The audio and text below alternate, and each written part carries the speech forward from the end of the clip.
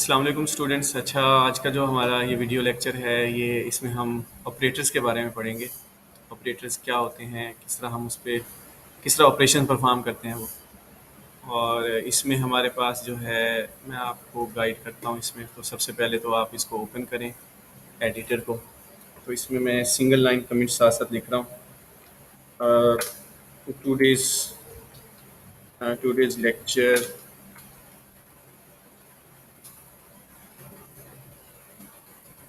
About different operators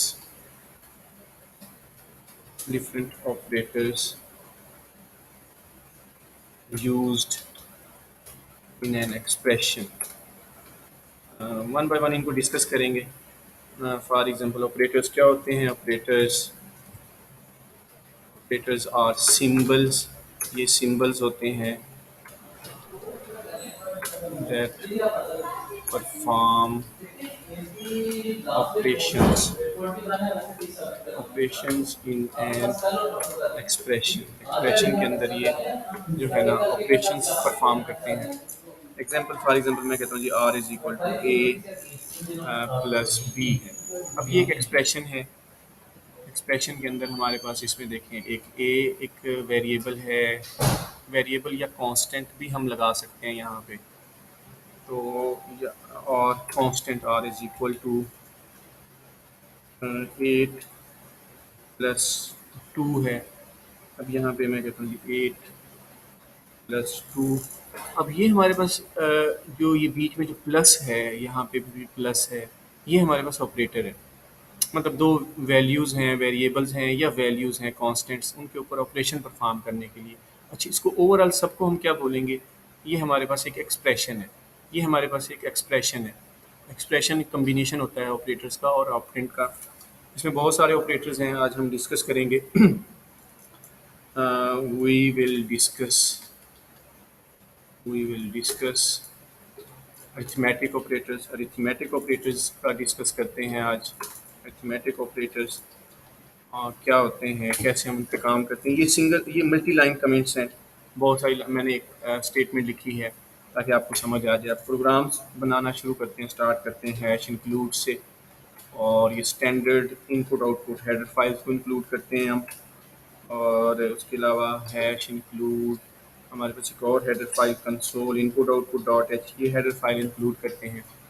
उसके बाद हमारे पास वॉइड मेन फंक्शन है। ये हर प्रोग्राम में लाजमी होता है, जहाँ से प्रोग्राम की एग्जीक्यूशन है। और ये हमारे पास जो है ना सी लैंग्वेज मेन फंक्शन की बॉडी है।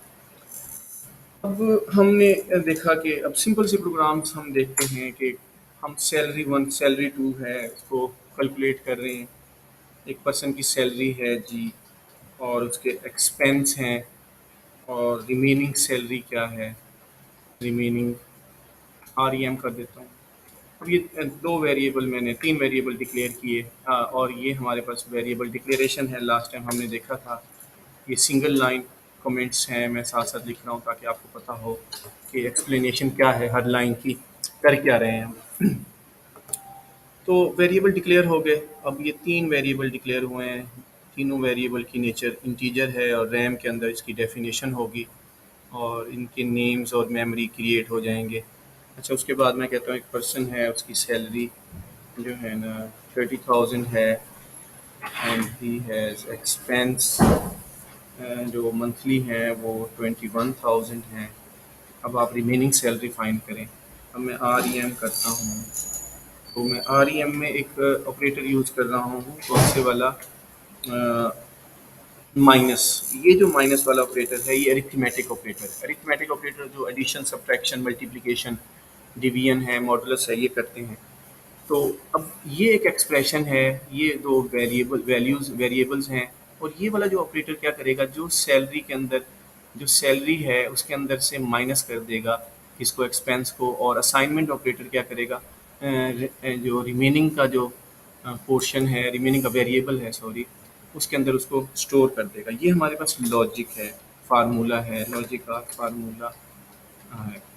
अच्छा, इसको मैं प्रिंट करता हूँ, प्रिंट एफ। और मैं यहाँ पे रिमेनिंग सैलरी आप कोई भी लॉजिक कर सकते हैं, मैं आपको ये बता रहा हूँ, ये तो समझाने के लिए होता है बच्चों। आप लोग खुद से कोई भी लॉजिक बनाएं, चीज़ों को सोचें। बहुत सारे जो है ना हमारे पास सॉल्यूशंस हो सकते हैं इन चीज़ों के। मैं रिमेनिंग ये वेरिएबल है, उसमें वैल्यू स्टोर होगी। मैं गेट सी एच का फंक्शन लास्ट में यूज़ करता हूँ ताकि स्क्रीन को स्टे करवाऊँ। अच्छा, अब ये हमारे पास एक प्रोग्राम मैंने बनाया और ये हमारे पास क्या है, आउटपुट आ गया। आउटपुट है, हम output function print F S के थ्रू कर रहे हैं। तो ये एक सिंपल सा प्रोग्राम है जिसमें हमने माइनस वाला ऑपरेटर यूज़ किया। और इसको जैसे ही मैं F2 करता हूँ और यहाँ पे मैं सब्ट्रैक्शन लिख दूँ ताकि सब्ट्रैक्ट के नाम से इसको एक वेरिएबल क्रिएट करता हूँ, dot C R plus F9 compile करता हूँ, कोई एरर नहीं है, control plus F9, remaining salary 9000। ये हमारे पास आउटपुट है। तो ये सिंपल सा आउटपुट है। आप इसी तरीके से प्लस कर सकते हैं। अब मतलब दो वैल्यूज़ हैं, सैलरी, अब यहाँ पे सैलरी मैं 1 कर देता हूँ, यहाँ पे मैं सैलरी 2 कर देता हूँ। अब इसका मतलब ये है, अब यहाँ पे मैं टोटल कर देता हूँ। अब मैं वैल्यूज़ चेंज कर रहा हूँ, मैंने टोटल कर दिया। अब यहाँ पे सैलरी 1 हमारे पास एक पर्सन है फॉर एग्जांपल, उसकी सैलरी 1 क्या है, और मैं यहाँ लिखता हूँ जी उसकी सैलरी 2 हमारे पास जो है 21,000 है। और टोटल सैलरी मैं यहाँ पे टोटल का वेरिएबल अब लिखूँगा जो क्योंकि डिक्लेयर किया है। यहाँ पे सैलरी 1 प्लस अब लगाऊँगा, यहाँ पे मैं लगाऊँगा प्लस, यहाँ पे मैं लिखूँगा सैलरी 2। और अब हमारे पास देखो ये लॉजिक है। अब मैं यहाँ पे रिमेनिंग की बजाय लिख देता हूँ टोटल सैलरी। अब मैं लिखता हूँ जी टोटल सैलरी कितनी है। तो अब यहाँ पे मैं टोटल का वेरिएबल जिसमें वैल्यू स्टोर होगी मैं डिक्लेयर कर देता हूँ। मैं F2 करके सेव करता हूँ, Alt प्लस F9 करके कंपाइल किया। एरर दे रहा है जी, देखें क्या एरर है। कहते हैं जी सैलरी 2 के स्पेलिंग सही नहीं है, बिल्कुल ऐसे ही है। क्या आंसर, सैलरी 2 की स्पेलिंग सही नहीं है। अब हमारे पास देखो मैं दोबारा सेव करता हूँ, यस करता हूँ और Alt प्लस F9 करता हूँ। अब हमारे पास कोई एरर नहीं है। कंट्रोल प्लस F9 करूँगा, अब टोटल सैलरी जो है ना यहाँ पे वैल्यू 1 मिनट शो नहीं हो रही, 1 मिनट आपको ज़रा दोबारा बताते हैं। इसमें सैलरी 1 प्लस सैलरी 2 हमने किया और टोटल सैलरी हमारे पास टोटल के वेरिएबल में आ जाएगी। अब हमारे पास यहाँ देखें हाँ, इसमें अब एक एरर आया है जिसको हम बोलते हैं अरिथमेटिक ओवरफ्लो। चलें आपको प्रोग्राम के साथ ही हमें चलो लॉजिक में आपको एक्सप्लेन कर देता हूँ। अरिथमेटिक ओवरफ्लो होता है क्योंकि अब देखो दोनों सैलरी जब ऐड होंगी तो वो हमारे पास 41,000 हो जाएगा टोटल सैलरी। अब वो इंटीजर के अंदर स्टोर नहीं होगा। आप सबको पता है इंटीजर की जो मैक्सिमम कैपेसिटी है वो 32,767 तक है प्लस में। तो ये ओवरफ्लो का एरर अकर होगा। क्यों? क्योंकि हमने जो है ना ये जो है ना इसकी रेंज से बाहर हो जाएगी ये फाइनल वैल्यू। अब हम क्या करते हैं, हम सिंपल एक लॉजिक इस्तेमाल करते हैं। यहाँ पे दो वेरिएबल हमने इंटीजर डिक्लेयर किए हैं और एक वेरिएबल में लॉन्ग इंटीजर डिक्लेयर करता हूँ। अब ये लॉन्ग इंटीजर है और इंटीजर है और यहाँ पे इसका फॉर्मेट स्पेसिफायर मैं परसेंटेज एल डी लगाता हूँ। अब मैं इसको सेव करता हूँ, Alt प्लस F9 करता हूँ, कंट्रोल प्लस F9 करता हूँ। अब हमारे पास जो है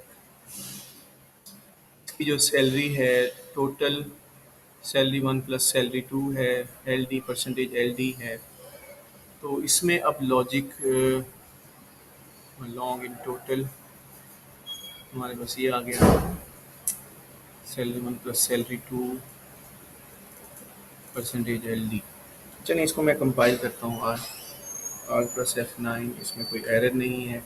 कंट्रोल प्लस F9 करता हूँ तो हमारे पास ओवरराइट हो रहा है रिज़ल्ट।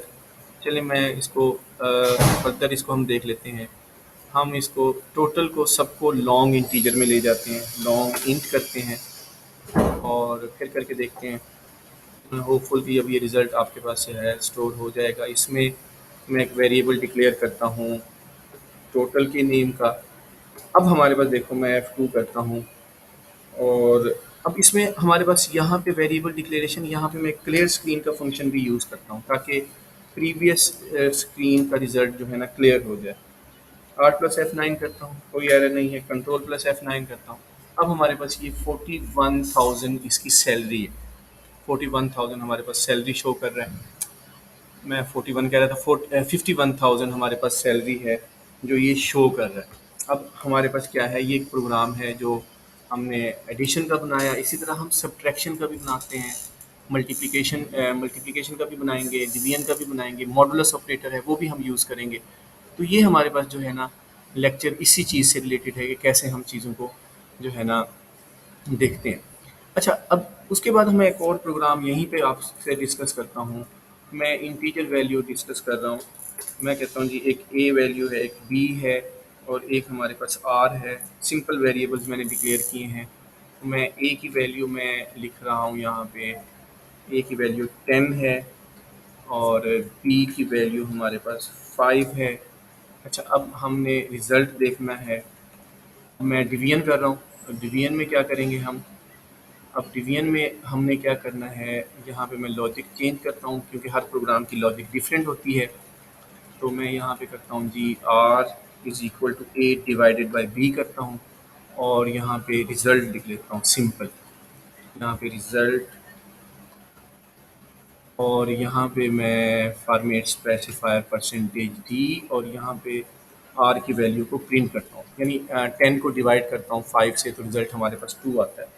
आल्ट प्लस F9 करता हूँ, कोई एरर नहीं है, कंट्रोल प्लस F9 करना, रिजल्ट इज इक्वल टू 2। हमारे पास रिजल्ट जो है ना यहाँ पे जो है ना 2 शो कर रहा है।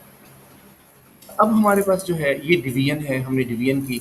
अच्छा, अगर मैं यहाँ पे एक ऑपरेटर लगा दूँ जिसको हम मॉडुलस ऑपरेटर बोलते हैं, ये ऑपरेटर कौन सा है, ये रिमाइंडर के लिए यूज़ होता है, रिमेनिंग वैल्यू जो मॉडुलस ऑपरेटर। अब 10 को हम 5 से डिवाइड करते हैं, डिवीजन क्वोशंट तो 2 है लेकिन जो उसकी रिमाइंडर है 0 आएगा, तो ये हमें 0 शो करेगा। कंट्रोल प्लस F9 करता हूँ तो 0 है। तो ये डिफरेंट ऑपरेटर्स हैं। आप इसको मल्टीप्लिकेशन वाला मैंने नहीं करवाया, आप मल्टीप्लाई कर लें दो वैल्यूज़ को। अब इन्हीं दो वैल्यूज़ को मैं मल्टीप्लाई कर देता हूँ, आर प्लस F9 करता हूँ, कंट्रोल प्लस F, ये मल्टीप्लिकेशन आ गई। तो ये अरिथमेटिक ऑपरेटर्स हैं जो डिफरेंट किस्म के टास्क को परफॉर्म करने के लिए यूज़ होते हैं। नॉर्मली लाइफ में आपने बहुत सारे प्रोग्राम्स हैं, हम चीज़ों को ऐड कर रहे होते हैं, मल्टीप्लाई कर रहे होते हैं, डिवाइड कर रहे होते हैं। तो जित जो लॉजिक्स आपके दिमाग में आ रही हों उनको प्रैक्टिकली परफॉर्म करो और जो है ना डिस्कस करो मुझसे, कमेंट्स में मुझसे डिस्कस करो, कोई प्रॉब्लम्स हैं कमेंट्स करें आप मुझे, कमेंट्स और चीज़ों की लॉजिक्स मुझे सोर्स कोड आप डिस्कस करो अपना। तो लॉजिक्स जो डेली के जो जो प्रॉब्लम्स हैं, पॉकेट मनी आपको मिलती है जी, आपको 500 रुपीज़ 200 रुपीज़ पर डे के हिसाब से मिलती है। आपके जो है ना 100 में से आप 80 रुपीज़ जो है ना आप उसको कंज्यूम करते हैं, रिमेनिंग कितने हैं। आप डेली के आपको 500 रुपीज़ मिलते हैं, तो मंथली कितने होंगे, साल के कितने होंगे। तो इस तरह आप मुख्तलिफ़ किस्म की कैलकुलेशंस ऑपरेशंस कर सकते हैं through arithmetic operators. Thank you very much students. Hopeful आपको ये लेक्चर समझ आया होगा। अगर तो कुछ पूछना है तो मुझसे ना कमेंट्स में आप पूछ सकते हैं, डिस्कस कर सकते हैं। Thank you very much. अल्लाह हाफ़िज़।